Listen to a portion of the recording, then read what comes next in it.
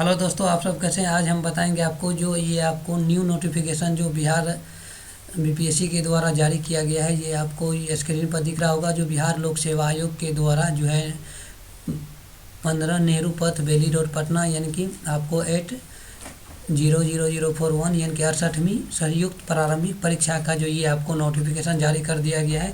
इसमें देखिए आपको सामान्य प्रशासन विभाग बिहार सरकार द्वारा विभिन्न विभागों में अलग अलग सेवाओं तथा संवर्गों से प्राप्त रिक्तियों यानी कि आरक्षण कोटिवार के आलोक में अधियाचना भेजी गई है। अधियाचना के अनुसार 68वीं संयुक्त प्रतियोगिता परीक्षा के माध्यम से नियुक्त करने हेतु प्राप्त पद सेवा निम्नांकित सारणी 1 में दर्शाया गया। ये आपको जो टेबल फर्स्ट दिया गया है, आपको किस कोटि में कितना पद है और किस विभाग से और कहाँ पे आपको दिया गया, उसके बारे में ये आपको सारणी 1 में बताया गया है।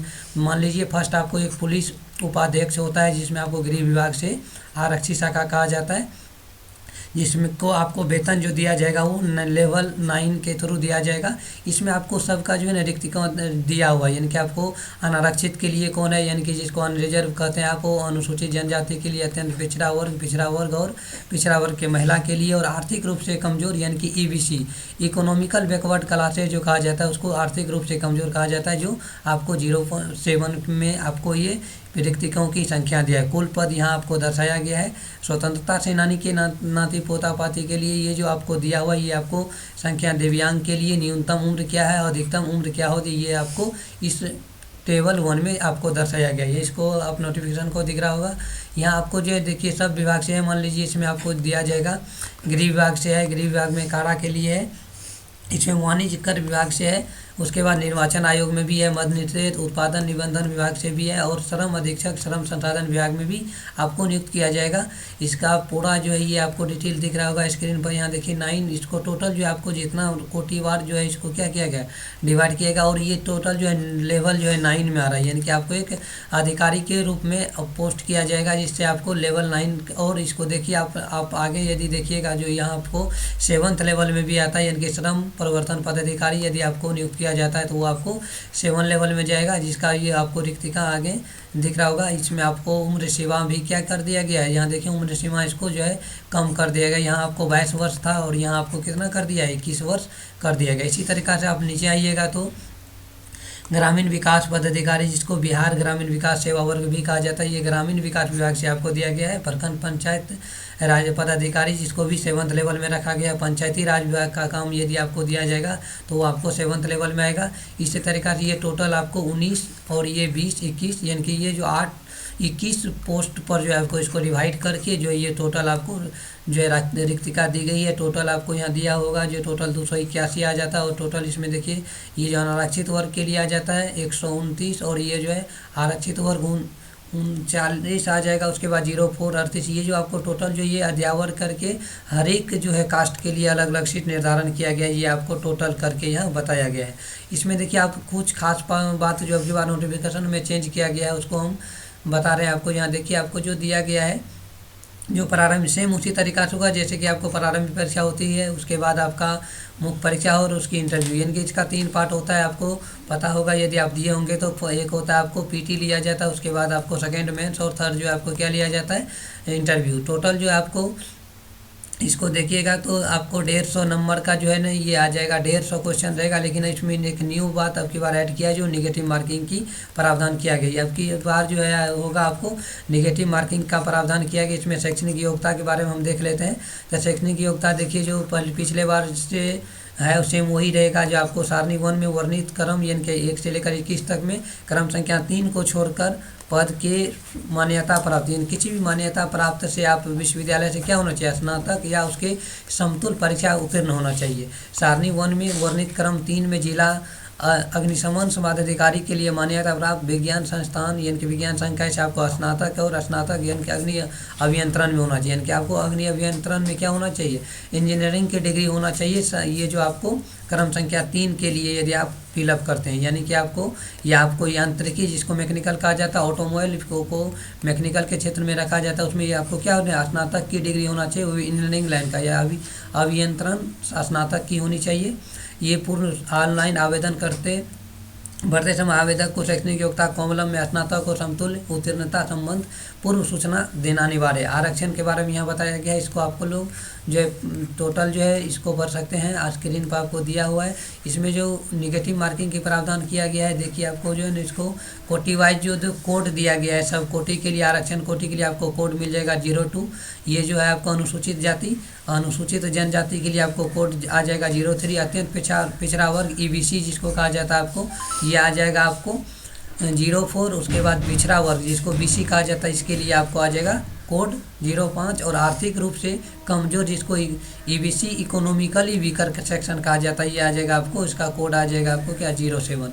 इसी तरीक़ा से आप लोग ये कोटि वाइज अंक देखे होंगे। उसके बाद यदि आप देखिएगा यहाँ मेन पॉइंट आपको हम दिखा देते हैं, जो आपको नेगेटिव मार्किंग का प्रावधान किया गया। ये उम्र सीमा आप लोग जानते होंगे, ये उम्र सीमा के बताया गया है। और आपको ये जो आयोग देखिए, आयोग द्वारा मैट्रिकुलेशन का समतुल्य प्रमाण पत्र अंकित उम्मीदवार की जन्मतिथि मान्य की जाएगी। यानी कि आपको मैट्रिकुलेशन मार्क में जो जन्मतिथि दिया गया है उसी को आपको मान्य लेकर आयोग चलेगा। तो इसलिए मैट्रिक का जो है सर्टिफिकेट पर जो आपको दिया गया होगा जन्मतिथि, उस पर आप लोग आचार्य दिए। आपको देखिए शारीरिक मापदंड के द्वारा दिया गया होगा। शारीरिक मापदंड के बारे में यहाँ लिखा गया है, ये प्रविष्टि ख के से प्रकाशित किया गया है। शुल्क के लिए वो सामान्य वर्ग के लिए आपको जो है 600 रुपया लगेगा। और केवल यदि बिहार के अनुसूचित जाति यानी कि जिसको SC ST आपको बोला जाता है, ये आपको 150 रुपया उसके लिए लगेगा। बिहार राज्य में अस्थायी निवासी आरक्षित और अनारक्षित महिला के लिए भी आपको 150 रुपया लगेगा। और दिव्यांग के लिए आपको भी 150 रुपया लगता है। अन्य सभी उम्मीदवार जो भी आप फिलअप करना चाहते हैं उसके लिए आपको 600 रुपया शुल्क के रूप में इसको देना पड़ेगा। यहाँ देखिए आपको जो है इसको आप फोटो पहचान पत्र के यदि बारे में यदि आप देखिएगा तो फोटो पहचान पत्र में उम्मीदवार का जो भी आप फोटोयुक्त पहचान पत्र है, प्राथमिकता के आधार पर आधार कार्ड आप दे सकते हैं, अंकित करना आवश्यक है। आधार कार्ड उपलब्ध नहीं होने पर अन्य फोटो पहचान पत्र जैसे आपको पैन कार्ड या ड्राइविंग लाइसेंस इत्यादि आपको अंकित करना जरूरी है। यहाँ देखिए संयुक्त प्रवेश प्रतियोगिता परीक्षा का अंकन जो होगा प्रारंभिक परीक्षा में आपको जो है ये रहेगा। इसमें देखिए आपको ये फर्स्ट पॉइंट तो आप लोग जानते होंगे, संयुक्त प्रारंभिक प्रतियोगिता परीक्षा सामान्य अध्ययन विषय की होगी, जिसमें सभी प्रश्न वस्तुनिष्ठ होंगे, प्रकृति के बहुविकल्पीय होंगे। इनकी ऑब्जेक्टिव टाइप से क्वेश्चन पूछा जाएगा। जो परीक्षा की अवधि जो है 2 घंटा होगी, जैसे पीछे आपको पिछले एग्जाम भी हुआ था इसी तरह। और कुल 150 अंक होंगे। कितना अंक होंगे? 150 अंक होंगे। प्रश्न बहुविकल्पीय उत्तरों में से प्रश्नवार किसी भी एक उत्तर का चयन होगा। नेक्स्ट पॉइंट ये 2 नंबर का जो है आपको हाईलाइट करके आपको दिखाया गया है, जो प्रारंभिक परीक्षा में गलत उत्तर के लिए नकारात्मक अंकन नेगेटिव मार्किंग लागू किया जाएगा। यानी कि आपको जो है नेगेटिव मार्किंग लागू किया जाएगा, ये आप लोग ध्यान में रखिएगा। और जो भी आपको न्यू निर्देश आगे आ सकता है उस पर भी आपको ध्यान देना है। या उसके बाद आप प्रारंभिक परीक्षा के जांच के महज कोई भी जिसके आधार मुख्य रूप से परीक्षा हेतु उम्मीदवार का चयन किया जाएगा। यानी कि आधार कार्ड से रिलेटेड जो भी है, इसका जो मुख्य परीक्षा के जांच परीक्षा होगी जिसके आधार पर मुख्य परीक्षा हेतु उम्मीदवार का चयन किया जाएगा। ये जो आपको PT लिया जाएगा, इससे आपको चयन नहीं होता है। चयनित के लिए आपको मुख्य परीक्षा और इंटरव्यू के माध्यम से गुजरना पड़ता है, जो भाग 2 में है। यहाँ देखिए भाग 2 के लिए आपको जो है ये मुख्य परीक्षा के लिए बात किया गया। मुख्य परीक्षा निम्नलिखित परीक्षा का 2 भाग होता है। परीक्षा भाग सेकेंड जो है आपको मेंस देना पड़ता है। ये मेंस जो है आपके लिए मायने रखता है। जो टोटल जो आपको जो इसमें पेपर यानी कि आपको एक पेपर होता है हिंदी, जो आपको क्वालिफाइंग नेचर का होता है। इसमें आपको 100 नंबर में कम से कम 35 नंबर आपको लाना है। उसके बाद इसमें एक पेपर होता है GS फर्स्ट, एक होता है आपको GS सेकेंड, और एक होता है आपको मेंस, जो मेन पेपर आप लोग रखते हैं, ऑप्शनल पेपर जिसको कहा जाता है। ऑप्शनल पेपर भी आपको 300 का हो जाता है। और ये आपको जो है GS फर्स्ट भी आपको 300 का हो जाएगा और GS सेकेंड भी 300 का होगा। तो ये 3 3 6 3 9 यानी कि 100 यदि आप 100 पेपर हिंदी का ऐड कीजिएगा तो 1000 का हो जाएगा। ये टोटल पेपर मेंस में आपको 120 नंबर का जो है ना ये होता है आपको इंटरव्यू।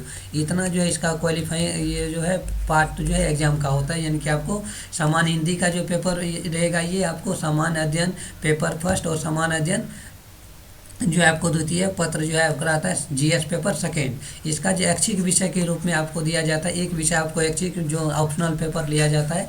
टोटल विषय का यहाँ नामकरण किया गया है। जो विषय आप रखना चाहते हैं वो अपना रख सकते हैं। विषय कोड सबका दिया हुआ है। यदि कोई स्टूडेंट कृषि विज्ञान रखना चाहता है उसका विषय कोड हो जाएगा 04। कोई स्टूडेंट यदि मानव विज्ञान रखना चाहता है तो उसका विषय कोड हो जाएगा आपको 06। इसी तरीक़ा से इनके टोटल विषय जो आप लोग रखना चाहते हैं ऑप्शनल पेपर वो अपना रख कर आगे जो है परीक्षा का फिलअप फॉर्म भर सकते हैं। ये आपका न्यू नोटिफिकेशन है। इसमें देखिए आपको लास्ट डेट जो है इसमें देखिए 3 पार्ट में जो आपको इंटरव्यू का लिए दिया जाएगा। तो मुख्य परीक्षा में जो सफलभूत उम्मीदवार को व्यक्तिगत परीक्षण यानी कि आपको इंटरव्यू लिया जाएगा। इंटरव्यू में आपको जो है ये 120 नंबर का होता है। 120 नंबर में कम से कम यदि आपको 60 प्लस नंबर यदि अभी आप ज्ञान कर लेते हैं लगभग 60 से 80 नंबर जो यदि आप ज्ञान कर लेते हैं तो इंटरव्यू उसका क्वालिफाई होने का संभावना जो है मैक्सिमम बढ़ जाता है। व्यक्तिगत परीक्षण हेतु आमंत्रित उम्मीदवार को व्यक्तिगत परीक्षण में भाग लेना अनिवार्य है, अन्यथा वे आपको अंतिम परीक्षा फल हेतु बनाए गए मेगा सूची में शामिल नहीं किया जाएगा। यानी कि जो आप इंटरव्यू में शामिल नहीं होता है तो आपको मेगा सूची में नाम नहीं दिया जाएगा। ये आपको है। इसमें देखिए आपको जो है लास्ट डेट ऑनलाइन तिथि जो आपको ये जारी किया गया है। ऑनलाइन जो है आवेदन प्रारंभ करने की तिथि दिनांक 25 प्रारंभ जो है आपको ये जो ऑनलाइन तिथि जो होगा ये 25/11/2022 यानी कि 25 तारीख महीना 11 से ये आपको फॉर्म फिलअप होना शुरू हो जाएगा।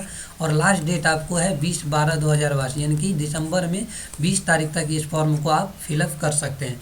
उसमें ऑनलाइन आवेदन भरने हेतु जो भी विस्तृत विज्ञापन दिया गया है उसको आपको संलग्न साथ करना है।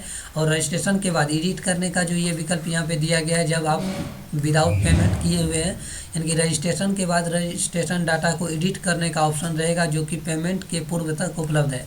यदि आप पेमेंट नहीं किया है तो जो भी आपका नाम कुछ मिस हुआ है वो अपना फिलअप करके अलग से फिर से आप उसको एडिट कर सकते हैं।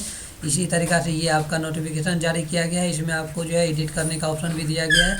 और इसमें यदि आप देखिएगा तो उम्मीदवार का महत्वपूर्ण बिंदु पर यानी कि आपको ये डाउनलोड करने का प्रविष्टि दिया गया है। अभ्यर्थी द्वारा ऑनलाइन आवेदन की सबमिट करके उसके पुनः लॉगिन कर डैशबोर्ड से डाउनलोड फिलअप एप्लीकेशन फॉर्म भरा हुआ आवेदन डाउनलोड करके उसकी 2 प्रतियाँ निश्चित रूप से प्रिंट करेंगे। यानी कि 2 प्रतियाँ आपको रखना है जिससे कि आपको आगे की कोई भी परीक्षा के कागजात में आपको ये डाउनलोड प्रिंट जो रजिस्ट्रेशन आप किया उसका डिमांड हो सकता है। आवेदक यह सुनिश्चित कर ले कि डाउनलोड किए गए आवेदन हार्ड कॉपी प्रत्येक पर रजिस्ट्रेशन नंबर बारकोड और सबमिटेशन एप्लीकेशन फॉर्म अंकित है। यानी कि ये सब होना चाहिए। ये सब आपको महत्वपूर्ण निर्देश के रूप में याद रखना है। ये आपको परीक्षा का नोटिफिकेशन था। और इस चैनल से जुड़े रहे मुस्कान के साथ और हमेशा खुश रहे और मुस्कुराते रहे। Thank you so much for this watching.